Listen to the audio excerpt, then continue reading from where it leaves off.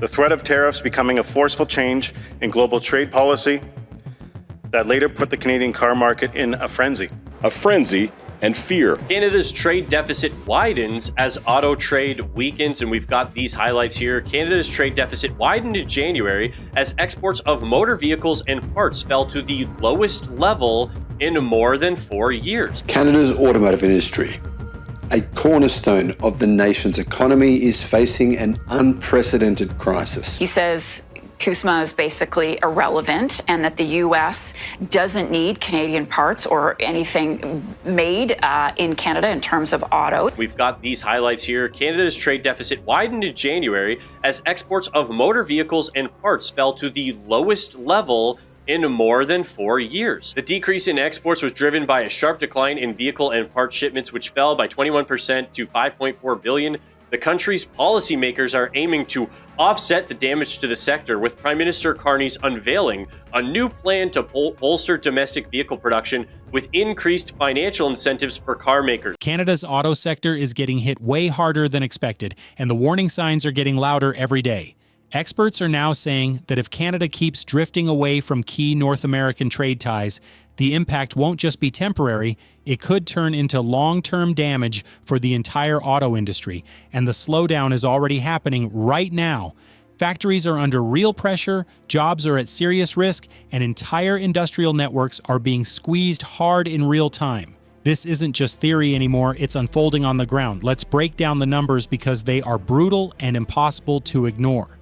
Automakers assembled 1.2 million vehicles in Canada last year. That's down 8% from 2024. That decline may not look as troubling in isolation, BMO's senior economist Eric Johnson wrote in the report, Recharging Canada's Auto Industry, but it represents a 33% decline from 2019. In January 2026, Canada's motor vehicle and parts exports dropped by 21% to just $5.4 billion. That is the lowest level since September 2021, and the trade deficit widened at the same time, with autos sitting right at the center of the hit. This is not just a random weak month in one sector. When a top manufacturing export engine slows down this much, the damage spreads fast into jobs, investor confidence, trade performance, and even provincial revenues. One sector, 1 month, billions, wiped out fast. Zoom out, and the picture gets even more intense and unstable. Back in 2016, Canada produced around 2.3 million vehicles. By 2025, that number fell sharply to about 1.2 million units. That's a drop of 1.1 million vehicles gone. This isn't just weak performance, it looks like a long industrial decline playing out over time. And what makes it even more striking is that this isn't happening because the whole region collapsed. The U.S. has stayed much closer to its historical production levels, while Mexico has actually strengthened its position in auto manufacturing. Canada, on the other hand, is the only major, North American auto producer still sitting well below pre-pandemic levels. It's not falling behind because conditions got harder. It's falling behind while others adapt and move ahead faster. The shift from major legacy automakers makes this even more intense to watch. Ford, GM, and Stellantis once held about 56% of Canadian production in 2016. By 2025, that share dropped to 23%. People's anxiety about what our partnership with our big brother has turned into, and can we rely on them anymore? Should we trust them anymore? In the years since the last auto show, much has happened in the Ontario auto industry. Some companies have moved production to the U.S., others have dropped shifts here, and still others like Toyota have stayed the course. We control what we can control. That's not just a small adjustment, that's a major pullback in presence and influence. Changes at key plants, including Oshawa, sent shockwaves through supply chains and affected thousands of workers through restructuring and cutbacks. These are not random companies stepping away. These are longtime industrial anchors that helped shape Canada's entire auto identity. When major partners stop expanding and start scaling back, it's not just caution, it signals how they view long-term competitiveness. So who is actually holding the system together right now? Toyota and Honda now account for about 77% of Canada's remaining auto production. That might look stable at first glance, but it actually shows extreme concentration in just 2 players.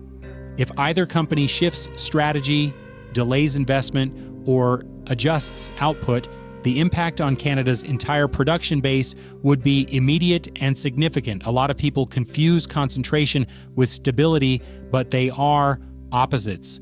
A shrinking industrial base can look steady for a while until sudden changes expose how fragile it really is. Here's the simple logic. We control what we can control. Toyota Canada built 537,000 vehicles in 2025, up from the year before. The company's decided not to react when the U.S. president makes threats, sticking to business. We haven't really changed anything, to be honest. We're trying to stay calm. You know, when we look at it objectively, I think the North American automotive industry works best when, all 3 countries are participating. Too many overlook. Auto manufacturing only works at scale. A single plant costs billions to build and even more to upgrade or retool, so production has to be massive for it to make sense. Canada's domestic market alone isn't big enough to fully support that scale. In 2025, Canadians bought about 1.87 million vehicles, while domestic production was around 1.2 million units. Canada's auto industry still has demand, but demand and actual manufacturing survival are 2 very different things. You can't keep an auto sector alive on sentiment alone. You need real scale, and scale only works when you have access to a massive market. Canada's entire auto system was never truly built to stand alone. It was built on access to the United States. That is the core reality underneath everything happening right now. Canadian plants survived and even grew because they were plugged into a larger continental production network where U.S. demand made the entire structure financially workable. Without that level of access, large-scale assembly in Canada becomes extremely difficult to justify. The idea that Canada can stay a major auto manufacturing hub while slowly drifting away from the U.S. industrial system is being exposed in real time. And right now, the system is still running on that assumption, while the environment around it is already changing. Industry experts are increasingly direct, even if they use careful language. More damage in the second half of this year. We saw numbers come in well below what we expected in the first half, and so moving forward, it's just going to snowball. We're going to have bigger problems moving parts, moving vehicles, moving people across the borders, and Canada and Michigan especially work very closely together. They are warning that if Canada and the U.S. continue moving apart on regulations, tariffs, EV standards, and production rules, manufacturers will naturally prioritize the larger and more efficient market. They won't make dramatic announcements. They will simply stop assigning new production mandates to Canada over time. The real risk is not a sudden collapse, but a slow hollowing out over 5 to 6 years. And that timeline matters because automakers plan years ahead and shift capital early, not late. By the time governments fully feel the impact, companies have already adjusted their long-term plans and moved forward. Canada also entered this period from a weaker position than many realize. The North American market had already shifted heavily toward SUVs and pickup trucks, while Canada was still more tied to passenger car production. So I spent much of my career in the steel supply chain, like working with supply chain integration. And when I think about the automotive supply chain, and when you have different regulatory frameworks in 2 different countries with such a deeply integrated supply chain, what are the potential consequences in your view if there's no alignment between Canada and the US on auto regulatory infrastructure? Huge risk long term if we do not keep some semblance of alignment with the U.S. Our reality is that we are in North America, our supply chains are integrated in North America, and if the standards drift too far apart over a number of years, we're not talking 1 or 2 years, we're talking about 5 or 6 years down the road, then all of a sudden Canada will be isolated and will be only an island, and nobody's going to produce vehicles only for the Canadian market. When demand patterns changed, Canada ended up in a less competitive position at exactly the wrong moment. Some plants lost key production programs and failed to secure strong replacements in time. Then EV transition policy was expected to act as the solution, but instead it added pressure in the short term In 2025, ZEV registrations in Canada dropped 34.7%, while battery electric registrations fell 43.1%. GM reporting their billion-dollar profit loss is mostly driven by those tariffs. Stellantis blaming tariffs for part of its $2.7 billion drop during the first half of the year. The president's tariffs are meant to bring supply chains back to the U.S.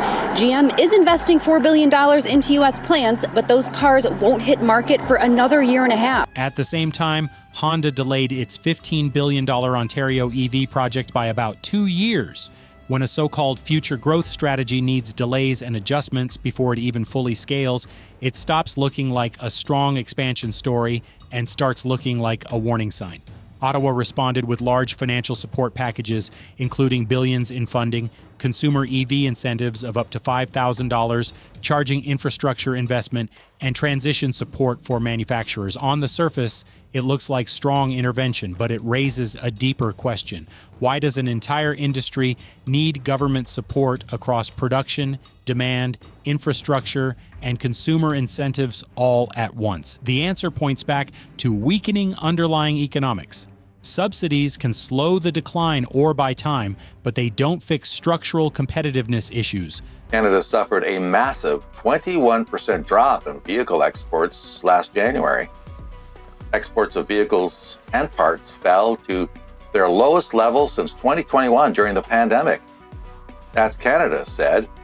The country's trade deficit was almost 3 times bigger than the one posted in December. The more funding required just to keep the system stable, the more it signals that pressure is building underneath. The situation is already visible on the ground. Oshawa reduced shifts, Brampton has faced lower output, Oakville has been stuck in retooling delays, and Cambridge has dealt with ongoing uncertainty around production plans. Official statements often talk about modernization and long-term transition, but the factory reality is measured in shifts, schedules, idle capacity, and workforce reductions. If you want to understand where an industry is really headed, don't just listen to announcements. Look at what is actually being built day to day. But the auto industry is going through a massive change because of automation and, of course, EVs. And so that's really disrupting the industry.